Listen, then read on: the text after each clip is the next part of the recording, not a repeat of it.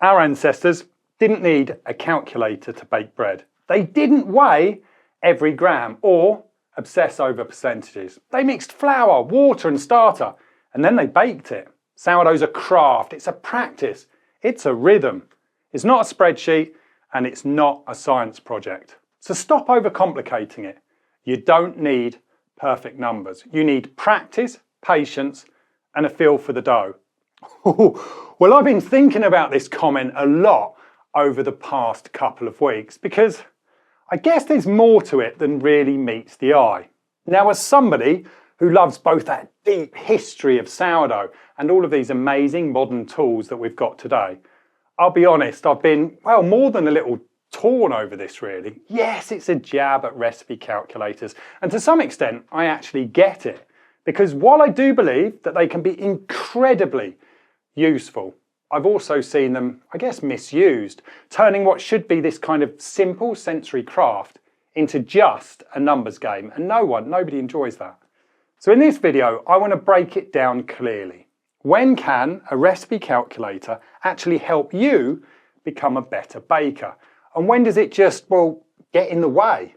We're going to clear that up so that you can bake with more confidence, less confusion, and the right intention behind the numbers. So you know that sandwich that you just make on autopilot, the one with that pillowy soft bread, layered with your favourite fillings?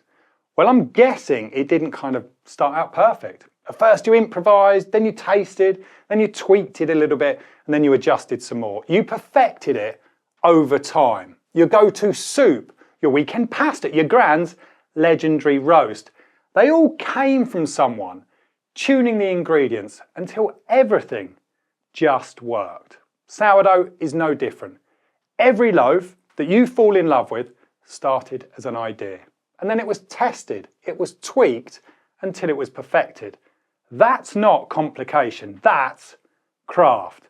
And I don't think things would have been much different back in the day. Early bakers, they would have learned how their ingredients behaved and how the environment played its part in the process. They'd notice patterns, they'd adjust by feel and refine their process over time. Surely it's what brought us here. It's not hard to imagine that they used whatever they had on hand, different sized vessels, bowls or scoops, to bring consistency to their baking. After all, they figured out how to make sourdough from scratch, so refining the method was surely the next logical step. Okay, so I've talked about this many times on the channel and of course in my email, so I'm not going to go too deep here, but this is important. No matter how well any recipe is designed, it's impossible for it to work in exactly the same way for everybody. One recipe cannot account for differences in experience, changes in climate, flour absorption, ovens, and this list just goes on and on. So if you want to build a collection of family favourite recipes that you can actually rely on, you're going to need to tweak existing recipes or you start designing your own. So I'm going to show you exactly where a recipe calculator can help and where it becomes completely and utterly redundant. Because whether you're starting from scratch with this idea of your own or you're tweaking a recipe from a video or a cookbook, there is a point in the process where these numbers really do matter. So your very first step is to draft out the recipe, even if you're using somebody else's. You've got to know how much dough you actually want to make. What ingredients are you going to be including in the recipe? And how are you going to split those ingredients between your starter, your leaven and your dough? Now it's this point where you set yourself up for success or for just continued frustration. Now you can do all of this by hand. I'll link to a couple of videos below this one that walk you through it. But let's be real, doing it by hand is time consuming and it's bloody easy to get something wrong. This is the point where a recipe calculator comes into play. It doesn't design the recipe for you. It has absolutely zero creativity, but it's damn good and damn fast at baker's math. And that's all we need it for, because the less time that we spend crunching numbers, the more time we get to spend baking, actually practicing the craft.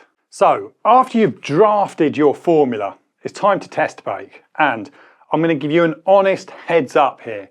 There is a very good chance that that very first loaf that you pull out of the oven isn't going to match that beautiful loaf that you've been sculpting in your mind. But that's okay, it's all part of it.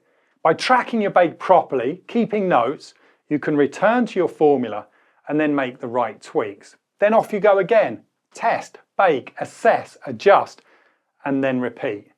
Sometimes it only takes 2 or 3 bakes to get things right, but I'll be honest, more often than not, it takes a whole lot more. It demands time, effort, attention, and care. But isn't that the recipe for anything that's truly worth doing in life? And you know what? The satisfaction that you get from seeing this recipe that you've created come together, one that you've nurtured and refined, is second to none. Now, if you've never tried developing your own recipe, you should read this book. It's called Taste What You're Missing. Now, I first read this over 10 years ago when I was cooking and baking in Italy, and it completely changed the way that I thought about food and recipe development forever. So, if you want to crack at developing your own recipes, or you just want to enjoy food more, can't recommend that book enough. Right, so once you've got that recipe dialed in, you've test baked it, and that loaf finally meets or even surpasses your expectation, that calculator has completely done its job. Take out your notebook and then write that recipe down. You can save the master formula inside the calculator and lock it away. Because the only time that you're going to need to kind of touch it again is when you want to scale the recipe, or you want to make tweaks, or you want to design something new. Living inside that recipe calculator day on day, endlessly tweaking this one base recipe without any clear goal, it's kind of a dark old place to be. It's like wandering around in circles. There's no direction, there's no intention.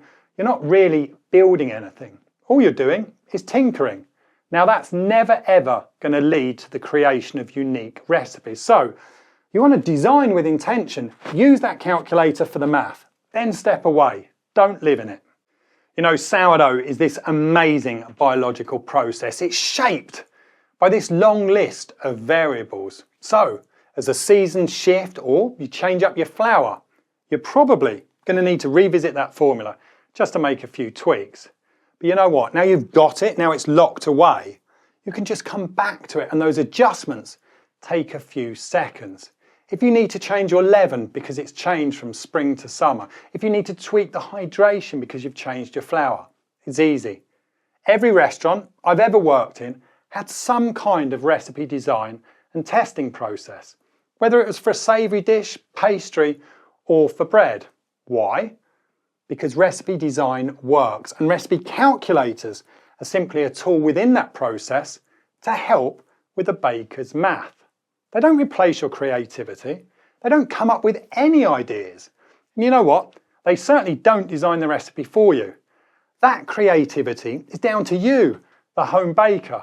But it does make you wonder this: if someone had handed our ancestors a tool that helped them streamline their baking, avoid unnecessary failures, save on ingredients, would they have used it?